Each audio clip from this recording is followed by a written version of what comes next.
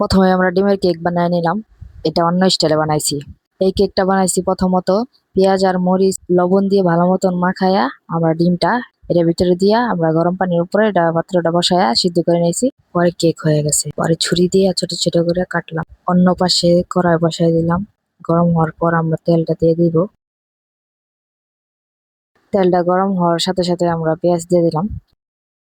আশা করি ভিডিওটা আপনাদের ভালো লাগবে। ডিমের রেসিপি ভালো লাগার কথা, তো অবশ্যই ভিডিওটা দেখবেন আপনারা এবং তৈরি করে খাবেন।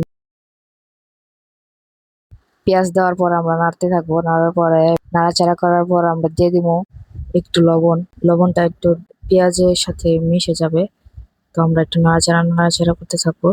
পেঁয়াজটা ভাজার জন্য নাড়াচাড়া নাড়াচাড়া করতে থাকবো। একটু ভাজা হলে পরে স্টেপে যাব। ভিডিওটা অনেক বড় হয়ে যাবে, এই জন্য একটু স্কিপ করলাম। তো যখন এই যে লালচে লালচে একটু হয়ে গেছে, তখন আমরা একটু আদা বাটা আর রসুন বাটা দিয়ে দেবো। আদা বাটা আর রসুন বাটাটা তেলে ভেজে নেব, যেন আদা বাটা আর রসুন বাটার গন্ধটা না থাকে। সুন্দর করে ভাজতে হবে।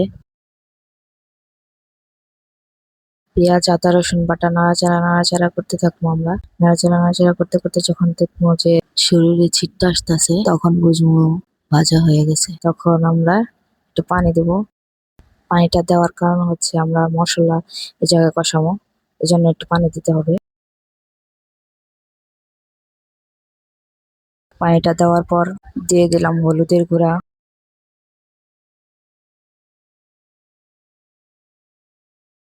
পরে দিয়ে দিলাম ধনিয়ার গুঁড়া।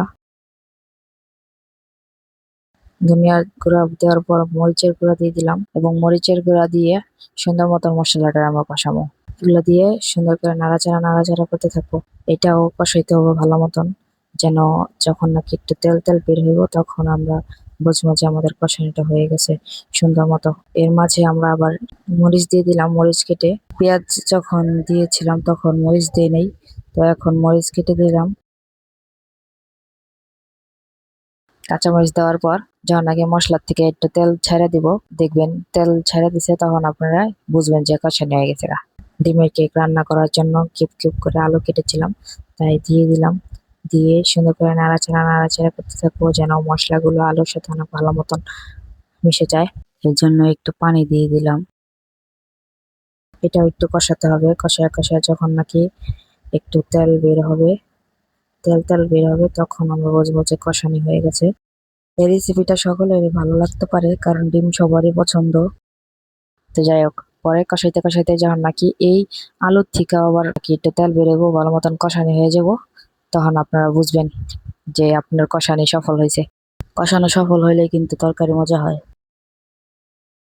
সফল হওয়ার পর আপনারা কি করবেন, পানি দিয়ে দিবেন। আপনারা চাইলে গরম পানি দিতে পারেন, আমার কাছে গরম পানি ছিল না তাই আমি গরম পানি দিই নাই। তো গরম পানি দিয়ে দিবেন, পরিমাণ মতন গরম পানি দিয়ে দিবেন। গরম পানি দেওয়ার পর এটা থামবেন, আপনি তখন একটু রেস্ট নিতে পারবেন। আশা করি ভিডিওটা আপনারা সম্পূর্ণ দেখবেন এবং লাইক কমেন্ট করে দিবেন। পানি দেওয়ার পর যখন এই যে দেখবেন বলক আয়া পড়ছে, এই বলক আসার পরে আপনি এই যে ডিমের যে কেকটা আছে, ওই কাটা কাটা কেকগুলো আপনি সুন্দর মতন এটার উপর দিয়ে দিবেন। একটা একটা করে আমরা দিয়ে দেব, উপরে একটা একটা করে বিছিয়ে দিব, যেন কেকগুলো না ভাঙে। ভাঙলে তো আর সুন্দর লাগবে না, এই জন্য আমরা ভাঙতে দিব না।